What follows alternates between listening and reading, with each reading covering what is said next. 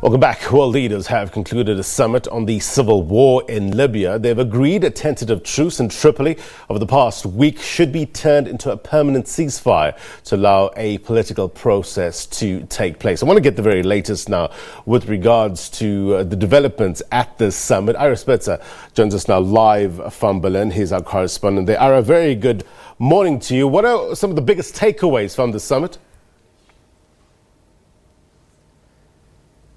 Well, German Chancellor Angela Merkel, as well as the UN Secretary General Antonio Guterres, said that progress had been made at this summit, especially in that they were able to extract promises from the attendees to honor the United Nations arms embargo in Libya. So this was a very high-level summit which featured a number of world leaders, including critically Russian President Vladimir Putin, as well as Turkish President Recep Tayyip Erdogan. So Merkel saying that they'd extracted a promise to honor the embargo as well as to limit foreign interference. And what we've really seen in Libya, especially over the past several months, is an internationalization of this conflict, with Turkey and Russia supporting different sides in that civil war. Russia backing the rebellion of General Khalifa Haftar, whose LNA forces control more than 90% of the country. Well, Turkey has recently sent troops actually to back the UN-backed government of Fayez al-Sarraj. So the conference here was essentially to get a pledge from those external players to curtail some of those activities. However, what we didn't get here in Berlin was a long-term ceasefire agreement. And in fact, Merkel also said that the leaders of those two Libyan factions wouldn't actually be in the same room together here. So while it was a victory, perhaps on some level, it was not the real ceasefire breakthrough that some had hoped for. I just want to paint a picture for our viewers, Ira. I'm just looking at a report of a map showing the various places in Libya which are controlled by the various elements. Now, when you talk about the northwest, the area where Tripoli is, that's largely controlled by the government of national accord. And as you mentioned, a large chunk of the eastern middle is controlled by the Libyan National Army. And then further south, they talk about controlled by militia. You can correct me if I'm wrong, but just talk to us about the dynamics currently in Libya and those people, those world leaders that attended this summit. Where do their allegiance lie? Right. Well, as you mentioned there, the capital Tripoli is really the only stronghold of the official UN-backed government there, and then the rest of the country, or most of the east of the country, is managed by forces loyal to General Haftar. So that is the dynamics on the ground in Libya itself. Now, when you look at the foreign powers and who they support, the real backers of Libya's official government at this point are Turkey and Qatar. Those two countries have either vocally or, in the case of Turkey, in terms of actual troops on the ground, have supported the government. On the other side, for General Khalifa Haftar and his rebels, they have received significant support from the United Arab Emirates, as well as Egypt and Russia, who are backing General Haftar. So all those players basically were here in Berlin yesterday. So in that sense, you really did have a comprehensive meeting, but it's unclear exactly how the situation on the ground will actually change, despite some of those words that we heard from Chancellor Merkel and the UN after the conference. And the significance, Ira, of holding such a summit outside of Africa, what was the reasoning behind that?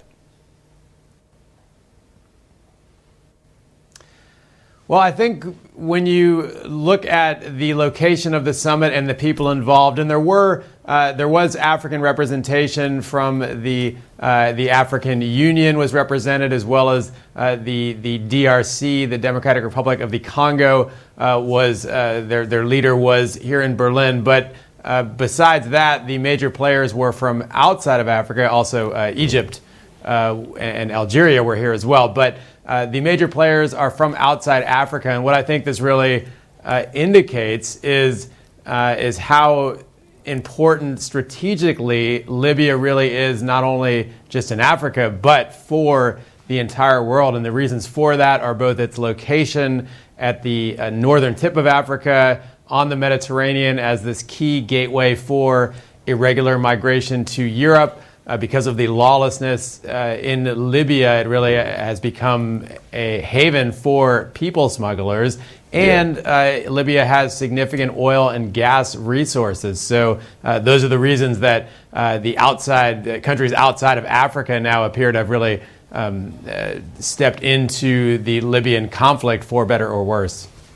What about the voices of civil society, Ira? I remember I was in Libya in 2011, and just before the fall of Muammar Gaddafi, and I remember talking to the people there, and they had such great optimism that there was this turnaround of the situation. They were hopeful at that point. Are they represented in any way in terms of the talks there?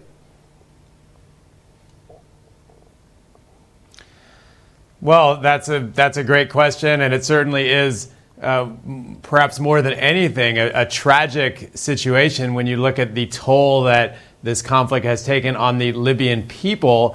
And were they represented at the talks? I mean, certainly the two Libyan factions were two governing factions were in Berlin, although they didn't actually sit down face to face. But do they represent the interests of the Libyan people? That, of course, is a question that only that is hard to answer. It really depends on who you support and what it means by represent the interests of. But there were significant protests both outside of the meeting from various Libyans who live in Europe, and you really did see the conflict to some extent now spilling over even outside of Libya, with supporters of each side making their voices heard here in Berlin. So the Libyan people perhaps do run the risk of being lost in the shuffle now with this proxy war that is developing among powers such as Turkey and Russia for the resources and for control and cooperation in Libya.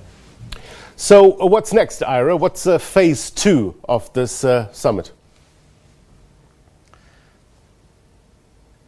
Well, what we heard after the summit was that the work would now go towards establishing a long-term ceasefire agreement, which proved elusive at the Berlin meeting. But now, after having extracted these promises of limiting foreign interference, from the German side, who have been acting as mediators here, they do want to start pushing for a real ceasefire agreement. And we did hear some talk from European leaders specifically about being willing to support a potential ceasefire with boots on the ground, with international monitors or peacekeepers. We heard that from the British Prime Minister Boris Johnson, as well as European Commission President Ursula von der Leyen. So at least from the European side, the idea would be to try and move towards a long-term ceasefire agreement, and then using resources or influence to try and monitor and implement that. But easier said than done, of course. Yeah, no doubt. Interesting developments indeed. We appreciate you reporting there, Ira Spitzer, live for us in Berlin, Germany. Thank you. International Relations Minister